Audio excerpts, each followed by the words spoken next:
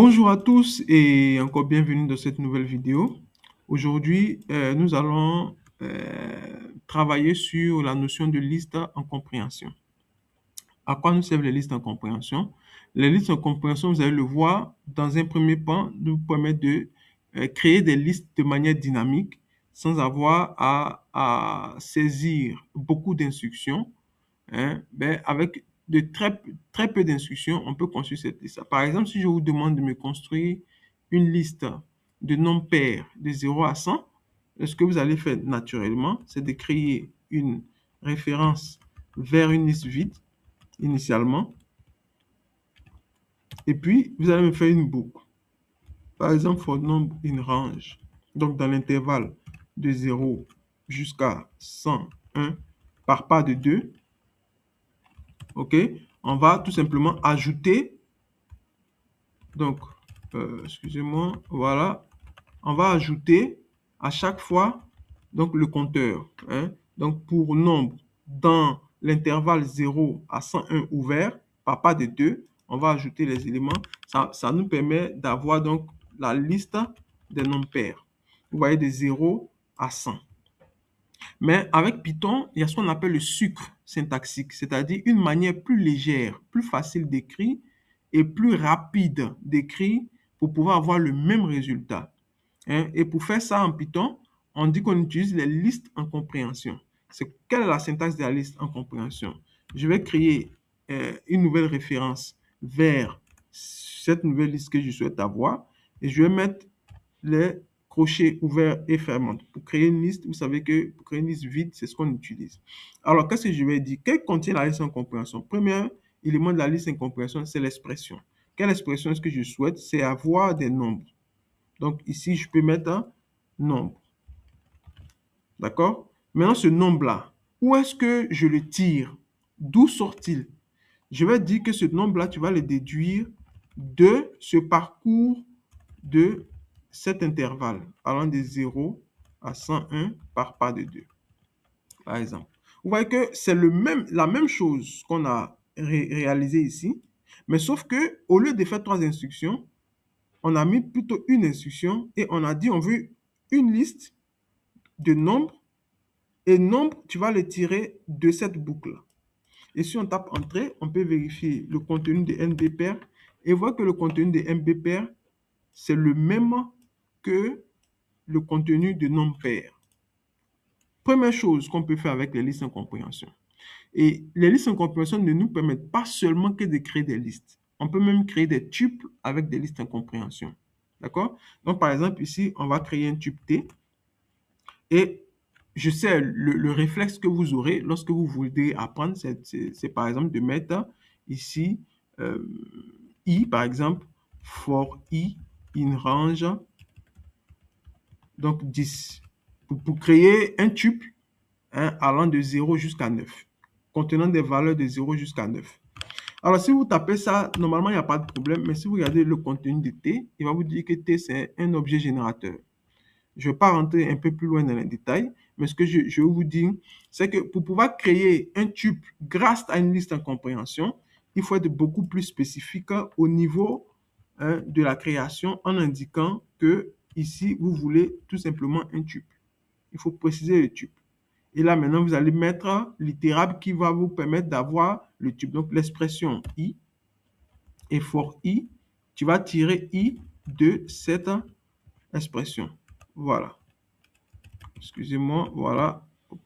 Comme ça. Et là, maintenant, si on voit le contenu de T, on voit qu'on a T qui va bien de 0 à 9, mais qui est un tuple. Alors, la lecture des listes en compréhension, en règle générale, se fait d'abord à partir de l'itérable. Donc, si vous devez lire, vous allez dire pour I allant de l'intervalle de 0 jusqu'à 10 ouvert, il faut que tu m'écris un tuple qui contient ces I-là. D'accord? Donc, pour cela, on va faire une petite application. On va créer un ensemble de notes à partir d'une liste en compréhension. On va dire c'est égal à note, for note, in range. Par exemple, on va aller de 3 jusqu'à 21 par pas de 3. Par pas de 3, ouais, par pas de 3. Et là, on doit fermer notre accolade. Voilà. Donc, si je regarde le contenu de note, je vois bien que j'ai un ensemble d'éléments. Si je vous demande, par exemple, dans cette liste en compréhension, de me donner le nombre de notes inférieures à la moyenne, le nombre de notes inférieures à la moyenne, vous verrez que pour me donner cette information, la première chose que vous allez faire, c'est de me faire une boucle. For, par exemple, note in range, et non, for note in note, parce que note est une liste, donc on peut parcourir chaque élément de la liste, donc for note in note, deux points. D'abord, vous allez créer un compteur. Vous allez déjà créer un compteur que vous allez appeler par exemple somme. Vous allez l'initialiser à 0. Ensuite, vous allez parcourir votre liste for note in note et vous allez tester. Si la note elle est inférieure à 10, alors vous allez incrémenter le contenu du compteur somme que vous avez créé en bas. Donc ça vous permet d'avoir les nombres inférieurs à 10.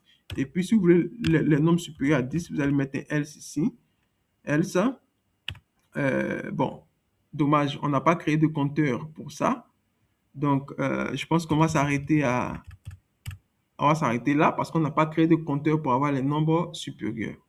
Et là, on va tout simplement valider et on va regarder le contenu de somme et on voit bien que somme égale à 3. Donc là, on a bien 1, 2 et 3. Et si vous voulez faire pour l'autre cas, vous faites la même chose, sauf que vous testez si note est supérieure à 10. Alors, vous allez voir comment est-ce qu'on va réaliser ça aussi avec les listes en compréhension.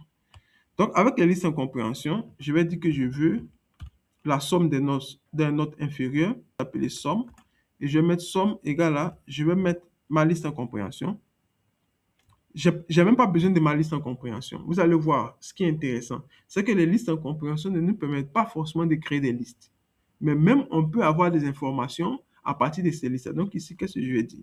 Je vais dire que je veux avoir la somme. Ici, je vais mettre 1. Pourquoi je vais mettre 1? Je vais vous expliquer. Je vais avoir la somme de 1 de ma liste en compréhension pour note, OK, in note. C'est-à-dire, j'ai toujours dit qu'on lit à partir des littérables. Il va lire littérable, donc il va lire la boucle. For note in note, normalement, pour chaque élément de note, il doit écrire 1. C'est-à-dire, il va faire une liste où il y a 1. Et puis, s'il trouve encore un autre élément dans note, il va créer une autre liste encore 1. Sauf qu'ici, moi, ce que je cherche, c'est la somme de tous les éléments qu'il va créer. Donc, il va me donner directement une valeur. C'est pourquoi ici, j'ai mis 1. Donc, somme de 1, for note, chaque fois qu'il va croiser un élément dans note, il va créer 1. Il va ajouter 1 à la liste en compréhension. Mais cette fois-ci, je ne veux pas facilement seulement parcourir la liste note, mais je veux qu'il me donne si la note est, par exemple, inférieure à 10. Voilà. Vous voyez donc, je veux qu'il me donne la somme d'une certaine liste de compréhension qui sera créée. Et qu'est-ce qu'elle va faire cette liste? Elle va mettre 1. 1, c'est quoi? Si jamais dans note, je rencontre une note qui est inférieure à 10, on va ajouter 1. Donc, il va sommer 1. S'il rencontre, il somme 1. S'il rencontre, il somme 1 jusqu'à ce qu'il rencontre l'ensemble des éléments inférieurs à la moyenne. Et donc, si je valide ça et que je teste le contenu de somme, vous voyez que le contenu de somme est bien égal à 3. Donc, j'ai 3 éléments inférieurs à la moyenne. Si vous voulez, on va supprimer la plus faible note. On va supprimer la plus faible note. Pour le moment, on n'est pas censé savoir que la plus faible note, c'est le premier élément. On ne sait pas. On a reçu une liste aléatoire. Donc, pour supprimer la plus faible note, par exemple, ce que je peux faire, c'est note.remove. Et là, je dois donner la plus faible note. Et on sait que la plus faible note, il y a une fonction qu'on appelle min qui nous permet d'avoir la plus faible note. Donc, je veux supprimer le minimum de mon itérable. Comme ça. Et si je teste, excusez-moi, vous allez voir qu'il a supprimé 3. qui était la plus faible note. De cette manière-là, vous pouvez travailler, faire des programmes sans forcément connaître de manière particulière comment est-ce que l'utilisateur va gérer son programme. Donc là, on a supprimé la plus faible note.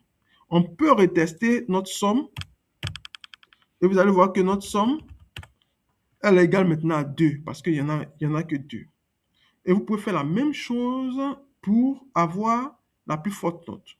Hein? Sauf que ici, vous allez prendre ça, mais sauf qu'au lieu de mettre, on va créer une autre variable, somme sup, pour avoir l'ensemble des notes, l'ensemble des notes supérieures à la moyenne. Et donc là, vous allez mettre ici, comme ceci, supérieur ou égal à 10. Voilà. Si vous tapez entrée et que vous vérifiez le contenu de somme sup, là vous avez 3. Effectivement, il y a 12, 15 et 18.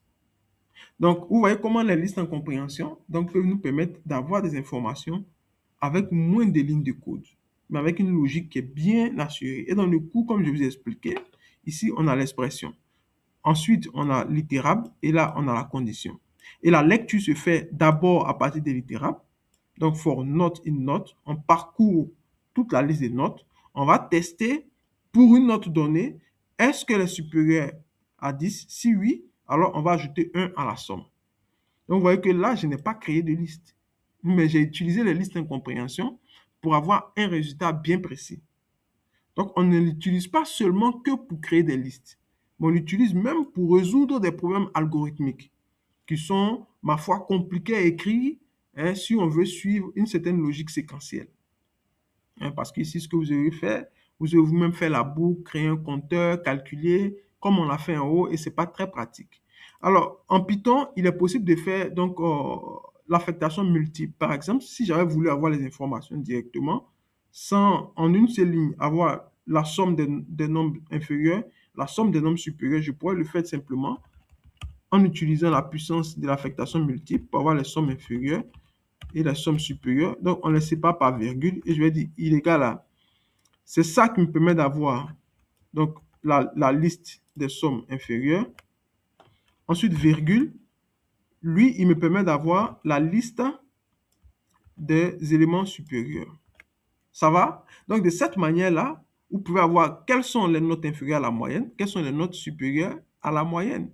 Ça vous permet, par exemple, de dire, dans la classe, il y a tel nombre de personnes qui n'ont pas eu la moyenne et il y a tel nombre de personnes qui ont eu la moyenne, par exemple, si vous voulez résoudre un petit problème. Alors, qu'est-ce qui se passe avec l'affectation multiple? C'est que avant la virgule, on aura l'affectation de l'instruction qui est avant la virgule et après la virgule, on aura l'affectation de l'instruction qui est après la virgule. Donc, si je tape ça, vous voyez bien que tout s'est bien passé. On va consulter le contenu de somme inf. Évidemment, c'est égal à 2. Et on consulte le contenu de somme sup qui est égal à 3. Donc, avec les listes en compréhension, vous pouvez vraiment faire pas mal de choses. Mais vous retenez très bien l'ordre de lecture parce que ça peut être important. Alors, il n'y a pas une seule manière de résoudre ça. Par exemple, vous aurez pu utiliser autre chose. Vous aurez pu mettre, par exemple, somme supérieure. Au lieu de somme, ici, par exemple, vous pouvez mettre len. Voilà, normalement, avec len, voilà. Vous voyez qu'avec len, ça ne fonctionne pas.